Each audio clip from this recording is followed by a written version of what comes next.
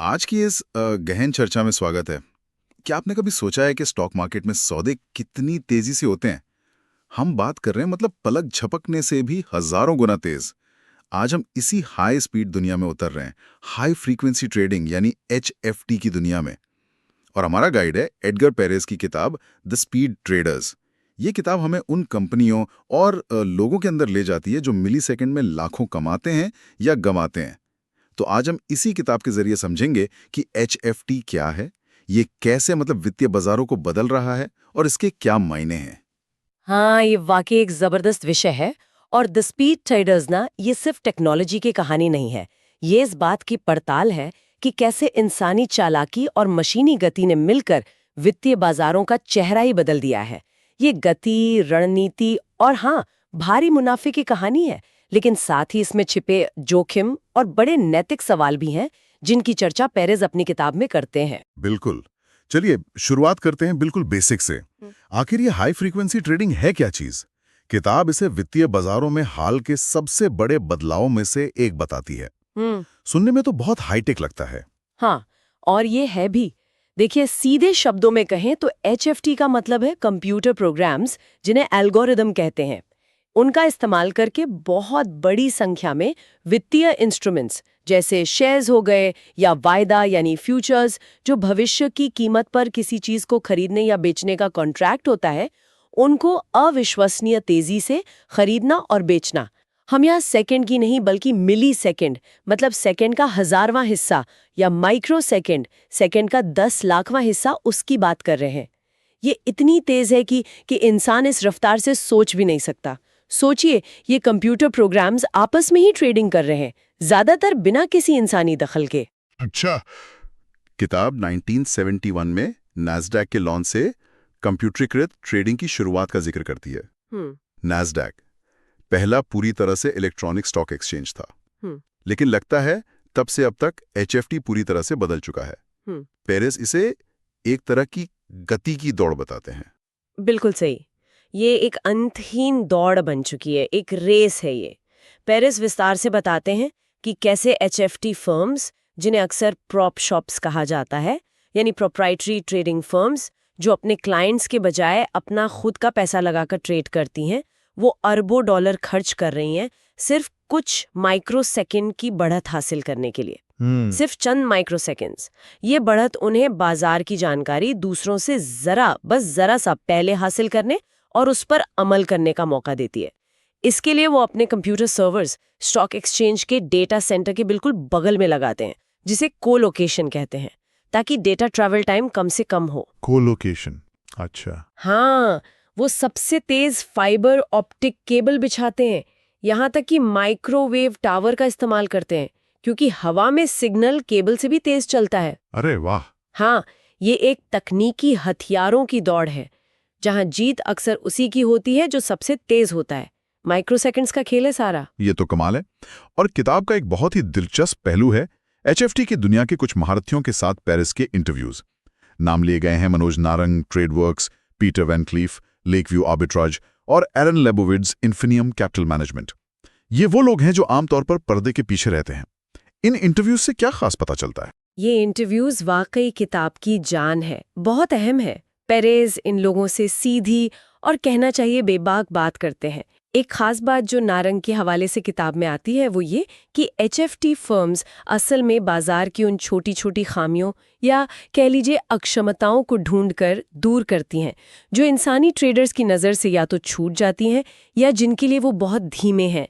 जैसे मान लीजिए किसी शेयर की कीमत दो अलग अलग एक्सचेंज पर पल भर के लिए थोड़ी अलग हो गई, तो HFT एल्गोरिदम तुरंत उसे पकड़कर ट्रेड कर लेता है, जिससे कीमतें वापस एक जैसी हो जाती हैं, अलाइन हो जाती हैं।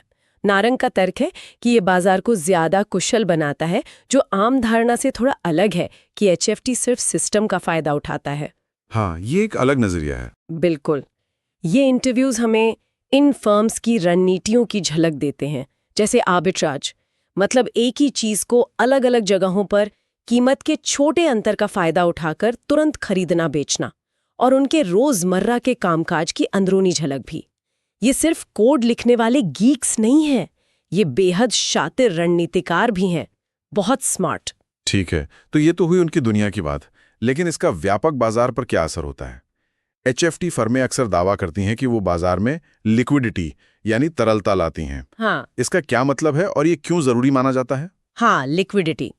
देखिए, लिक्विडिटी का मतलब है कि किसी संपत्ति जैसे शेयर को कितनी आसानी से और बिना कीमत पर ज्यादा असर डाले खरीदा या बेचा जा सकता है।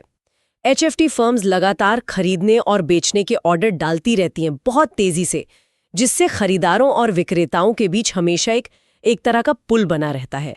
उससे बिड आस्क स्प्रेड कम होता है। बिड आस्क स्प्रेड, वो क्या होता है? सोचिए, जैसे आप विदेश यात्रा के लिए करेंसी एक्सचेंज करते हैं, तो खरीदने का रेट आस्क और बेचने का रेट बिड अलग होता है ना? हाँ। और बीच का जो अंतर होता है वो एक्सचेंज वाले का मुनाफा होता है। हाँ। शेयर बाजार में भी कुछ ऐसा ही होता है।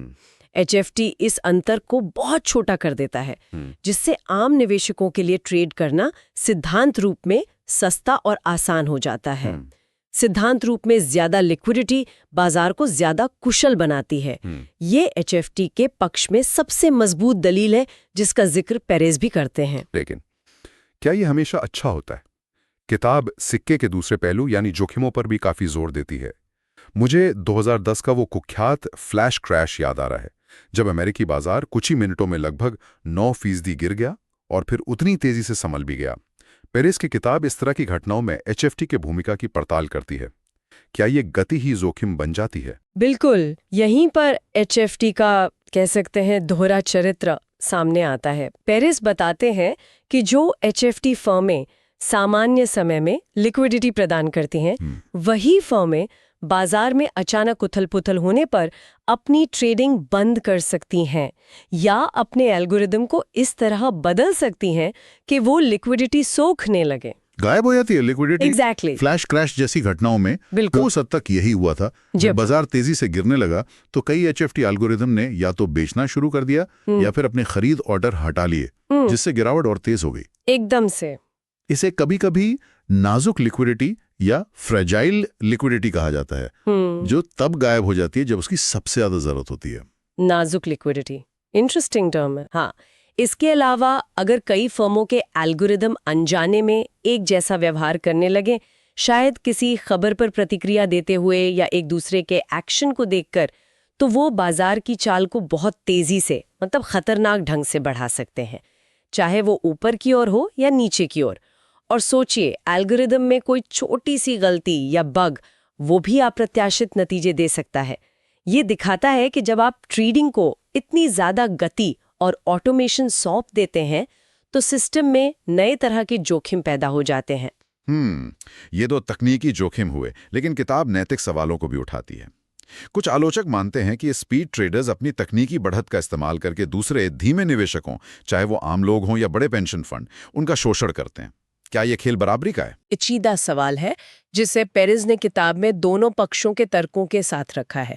एचएफटी फर्म्स कहती हैं कि वो तो बस बाजार में मौजूद जानकारी पर तेजी से प्रतिक्रिया दे रही हैं और इस प्रक्रिया में लिक्विडिटी जैसी सेवा प्रदान कर रही हैं, जिससे सबको फायदा होता है।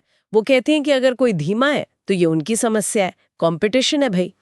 दूसरी ओर आलोचक कहते हैं कि एचएफटी फर्म्स ऐसी रणनीतियां अपनाती हैं जो नैतिक रूप से संदिग्ध हैं, सवालों के घेरे में है। जैसे वो ऑर्डर बुक, जहां खरीदने और बेचने के सभी पेंडिंग ऑर्डर दिखते हैं, को स्कैन करके ये अंदाजा लगाने की कोशिश करते हैं कि बड़े निवेशक क्या करने वाले हैं, और फिर मिलीसेकंड पहले ट्रेड करके उस जानकारी का फायदा उठाते हैं। इसे एक तरह की डिजिटल फ्रंट रनिंग कहा जा सकता है। क्या ये सही है? पेरेस की किताब इस बहस को सामने लाती है, यहाँ तक कि एचएफटी इंडस्ट्री के अंदर के लोग भी मानते हैं कि कुछ रणनीतियाँ ठीक नहीं हैं।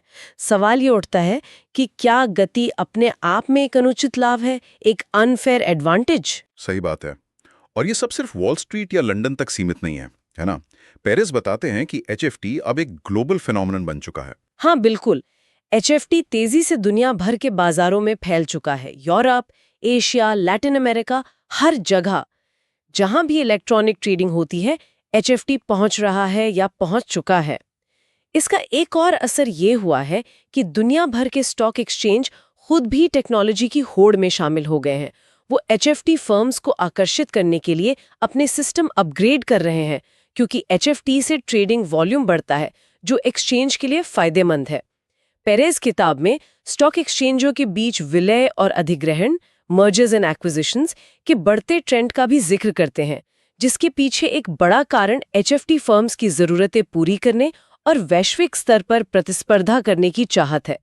ये दिखाता है कि एचएफटी सिर्फ ट्रेडिंग का एक तरीका नहीं है, ये पूरे वैश्विक वित्तीय ढांचे को, उसके स्ट्रक्चर को प्रभावित कर रहा है। तो अगर हम एडगर पेरेस की द स्पीड ट्रेडर्स से मिले सबक को समेटें, हमने देखा कि एचएफटी अविश्वसनीय गति और जटिल कंप्यूटर एल्गोरिदम का खेल है। बिल्कुल, हाईटेक। इसमें मिलीसेकंड के 10वें हिस्से की बढ़त के लिए अरबों का निवेश होता है। सोचिए, अरबों। हमने मनोज नारंग जैसे खिलाड़ियों की अंदरूनी दुनिया की झलक देखी, जिन्होंने बताया कि वो कैसे बाजार की सूक्ष्म खामियों का फायदा उठाते हैं। हमने लिक्विडिटी के दावों और फ्लैश क्रैश जैसे जोखिमों के बीच की बहस को समझा। एक तरफ फायदा, दूसरी तरफ खतरा। और हमने देखा कि ये कैसे पूरी दुनिया के वित्तीय बाजारों को बदल रहा है। बिल्कुल सही कहा आपने। मेरे हिसाब से सबसे बड़ा निष्कर्ष ये है कि टेक्नोलॉजी ने वित्तीय बाजारों की प्रकृति को ही मौलिक रूप से बदल दिया है, फंडामेंटली चेंज कर दिया है। ये अब वो बाजार नहीं रहे जो शायद 20-30 साल पहले थे। अब ये काफी हद तक मशीनों का अखाड़ा है, जहां माइक्रो सेकंड की कीमत लाखों डॉलर हो सकती है। और जैसा कि पेरिस की किताब इशारा करती है, ये बाजार की निष्पक्षता, स्थिरता और भविष्य को लेकर गंभीर सवाल खड़े करता है। क्या बाजार अब सिर्फ उनके लिए है जिनके पास सबसे तेज कंप्यूटर और सबसे स्मार्ट एल्गोरिदम है? क्या इससे अचानक और बड़े क्रैश का खतरा बढ़ गया है? इन सवालों के ठोस जवाब शायद किसी के पास नहीं है, लेकिन एक बात साफ है, अगर हमें आज के वित्तीय बाजारों को समझना है तो एचएफटी की इस दुनिया को समझना बेहद जरूरी है। ये अब कोई हाशिए की चीज नहीं, बल्कि बाजार के डीएनए का हिस्सा बन चुका है। द स्पीड ट्रेडर्स वाकई इस हाईटेक हाईस्टेक दुनिया पर से पर्दा उठाती हैं। एक ऐसी दुनिया जो हम में से ज्यादातर लोगों की पहुंच और समझ से बाहर लगती है, पर जिसके असर से शायद ही कोई अछूता हो। किताब में उन मुख्य रणनीतियों का भी जिक्र है जिनका एचएफटी फर्म्स इस्तेमाल करती हैं, जैसे आपने बताया आर्बिट्राज। हाँ, आर्बिट्राज। फिर मार्केट मेकिंग, मतलब लगातार खरीदने और बेचने के ऑर्डर डालकर बाजार में लिक्विडिटी बनाना और बिड आस्क स्प्रेड से कमाना। और इवेंट ड्रिवन स्ट्रैटेजीज, यानी किसी खबर या घटना पर तुरंत प्रतिक्रिया देना। जी हाँ, ये मुख्य रणनीतियां हैं। अब यहाँ एक सोचने वाली बात छोड़ जाते हैं श्रोताओं के लिए। किताब एचएफटी के वर्तमान स्थिति और रणनीतियों पर केंद्रित है, लेकिन टेक्नोलॉजी तो रुकती नहीं। जरा सोचिए, अगर क्वांटम कंप्यूटिंग आम हो जाए, जो आज के सुपर कंप्यूटर से भी लाखों गुना तेज गणना कर सकती है, या फिर आर्टिफिशियल इंटेलिजेंस एआई और ज्यादा विकसित होकर ऐसे पैटर्न्स ढूंढने लगे जो इंसान या आज के एल्गोरिदम सोच भी नहीं सकते, ट्रेडिंग तकनीक में अगला बड़ा पड़ाव क्या होगा? क्या ये नई तकनीकें बाजार को और भी ज्यादा अप्रत्याशित और अस्थिर बना देंगी, या शायद ज्यादा कुशल? भविष्य की स्पीड ट्रेड्स कैसी दिखेंगी? ये सवाल पेरिस की किताब पढ़ने के बाद दिमाग में घूमता रहता है।